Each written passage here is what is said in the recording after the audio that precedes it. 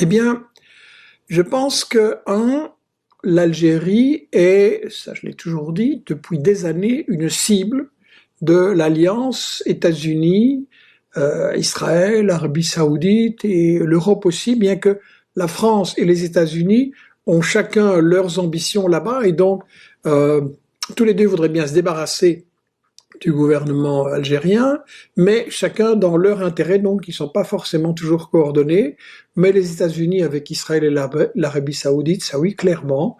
Et le but est de renverser le système qui est en Algérie, parce que ce pays représente, d'abord il représente du gaz et du pétrole, et ça c'est évidemment un grand problème, c'est toujours un grand malheur pour les peuples qui sont assis sur ces richesses.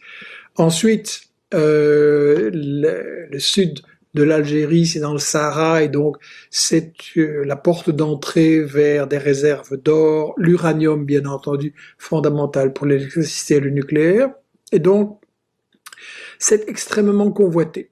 En plus, en Algérie, suite à la révolution et à la lutte anticoloniale contre la France, il y a eu un système public, d'entreprises publiques très très importantes pour éviter que ces richesses ne soient privatisées et ne servent à des intérêts particuliers, mais qu'elles soient à la disposition de tout le monde. Donc, pour ces raisons-là, l'Algérie est convoitée. Malheureusement, pour se défendre, l'Algérie n'a pas construit un régime populaire et démocratique et participatif, mais malheureusement, une élite avec beaucoup de corruption. Je vous envoie aux Michel Midi qui ont été faits avec Saïd Bouamama, notamment là-dessus. Alors, le Maroc par rapport à ça, le Maroc, c'est clairement la trahison.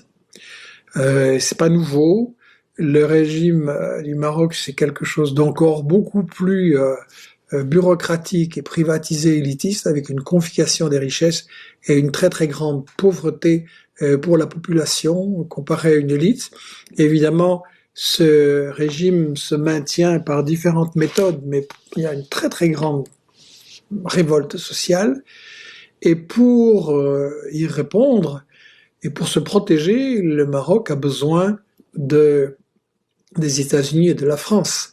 Rappelons que Israël a aidé le régime marocain, Hassan II à l'époque, à se débarrasser et assassiner Ben Barka, qui lui voulait installer un régime beaucoup plus populaire et social.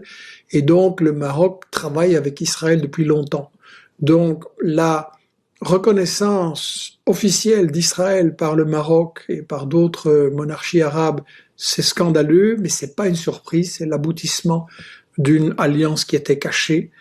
Et ça montre quelque part aussi, je crois que ça va susciter beaucoup de révoltes et beaucoup de prise de conscience au Maroc, et ça montre aussi, je pense, que ces régimes sont faibles.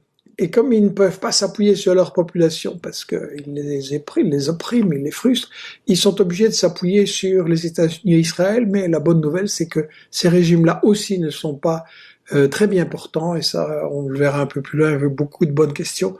Donc je pense qu'il est très important que l'Algérie, le Maroc, la Tunisie, la Libye, tous ces peuples-là, et les peuples noirs africains au sud, se travaillent ensemble par rapport à justement remplacer ces monarchies corrompues qui n'ont rien apporté de bon à la population par des régimes populaires démocratiques comme on a en Amérique latine avec Chavez puis Maduro, avec Evo Morales en Bolivie, etc. Et je crois que ça c'est la solution, mais ça ne viendra évidemment que par des luttes populaires.